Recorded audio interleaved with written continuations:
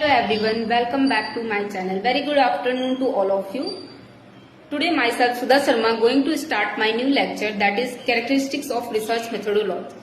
If you have any doubt in my previous session you can ask me, okay? Research के अंदर बहुत सारे characteristics होते हैं like objectivity, reliability, validity, accuracy, etc.. तो एक एक करके हम सारी रिसर्च की कैरेक्टरिस्टिक्स पढ़ेंगे। चलिए स्टार्ट करते हैं। रिसर्च की कैरेक्टरिस्टिक्स की सबसे पहली कैरेक्टरिस्टिक्स होती है ऑब्जेक्टिविटी, कि रिसर्च ऑब्जेक्टिव है। ओके, ऑब्जेक्टिव का मतलब होता है कि बिल्कुल भी पार्शियलिटी नहीं होगी। मुझे क्या लग रहा है, मेरा क्या मानना है, मेरा क्या सोचना है, मैं ऐसे रिसर्च नहीं करूंगी। रिसर्च की जाएगी एक तरह से कि आप अगर रिसर्च कर रहे हो तो उस टॉपिक के ऊपर आप डाटा कलेक्ट करो और जो डेटा कहेगा वही रिपोर्ट करो। ओके, तो रिसर्च बिल्कुल बायस फ्री होके की जाएगी, based on scientific facts, that's not on your opinion. Okay, factual चीजें ही हम रिकॉर्ड करेंगे। रिसर्च के अंदर हम फैक्चुअल चीजें ही लेंगे, उसमें मेरा क्या मानना है उसकी कोई जगह नहीं होती है। Okay okay, is that clear to everyone? चलिए नेक्स्ट चलते हैं हम क्रेडिबिलिटी के ऊपर। अब क्रेडिबिलिटी का मतलब होता है बेस्ट, मीन्स जो बेस्ट होगा वही हम करेंगे। वही क्या करता है, रिसर्च को क्रेडिबल बनाता है। जैसे मेरे पास कोई 4 ऑप्शंस है, इन चारों ऑप्शन में से मैं वही ऑप्शन चूज करूंगी जो मेरे लिए बेस्ट है। Okay, it is a utilisation of best wellspring of data, मतलब जो बेस्ट डाटा है वही लूंगी मैं रिसर्च के अंदर। ओके, जो बेस्ट टेक्निक है उस टेक्निक का ही इस्तेमाल किया जाएगा रिसर्च के अंदर। जब आप रिसर्च करते हो तो आप रिसर्च के अंदर प्राइमरी डाटा भी यूज करते हो और सेकेंडरी डाटा भी यूज करते हो। अब ये प्राइमरी डाटा क्या है? Primary data means first hand data, जो आप खुद कलेक्ट करोगे।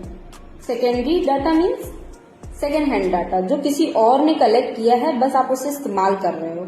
ओके, बेस्ट लेकिन होता है प्राइमरी डेटा, हमेशा प्राइमरी डेटा कलेक्ट करना चाहिए। नेक्स्ट हम चलते हैं रेप्लिकेबल के ऊपर। देखो, रेप्लिकेबल होता है कि अगर कोई रिसर्च हुई है किसी टॉपिक के ऊपर और मैं उस रिसर्च को रिपीट करूं और मुझे सेम रिजल्ट मिले, बट मैं उस रिसर्च को कोई दूसरी तरीके से करूं और मुझे तब भी सेम रिजल्ट मिले, तो मेरी रिसर्च क्या है? रेप्लिकेबल है। मतलब नए डेटा को लेकर, नए मेथड को लेकर आप रिसर्च दोबारा करो, फिर भी आपका सेम रिजल्ट आए तो आपका रेप्लिकेबल होगा। अब इसकी एग्जांपल देखो, जैसे कि एक रिसर्चर ने रिसर्च की है, बोला है कि अपने रिसर्च के अंदर कि जो भी फिजिकल ग्रोथ होती है बच्चों के अंदर, उसमें हेल्थ ड्रिंक का सबसे बड़ा रोल होता है, बहुत इंपॉर्टेंट रोल होता है। वो हेल्थ ड्रिंक से हमारी फिजिकल ग्रोथ होती है। और उस रिसर्चर ने रिसर्च के टाइम पर जो हेल्थ ड्रिंक ली थी वो हॉर्लिक्स लिया था, और वो इससे ये रिजल्ट पाया कि उसकी फिजिकल ग्रोथ हो रही है। उस हॉर्लिक्स की वजह से बच्चों की फिजिकल ग्रोथ हो रही है।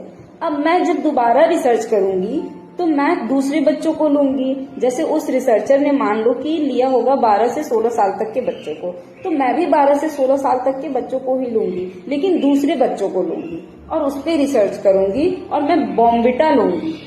ओके, मैं बॉम्बिटा लूंगी और उस पर रिसर्च करूंगी, तब भी मेरे बच्चों का फिजिकल ग्रोथ हुआ होगा, उनका भी रिजल्ट सेम आएगा। तो ये क्या होगा? रेप्लिकेबल होगा। मैंने डेटा दूसरा लिया, मैंने मतलब बच्चे दूसरे लिए, मैंने प्रोडक्ट दूसरा लिया, फिर भी रिसर्च मेरा करने पे रिजल्ट सेम आया, तो वो मेरा क्या होगा? रेप्लिकेबल होगा। ओके।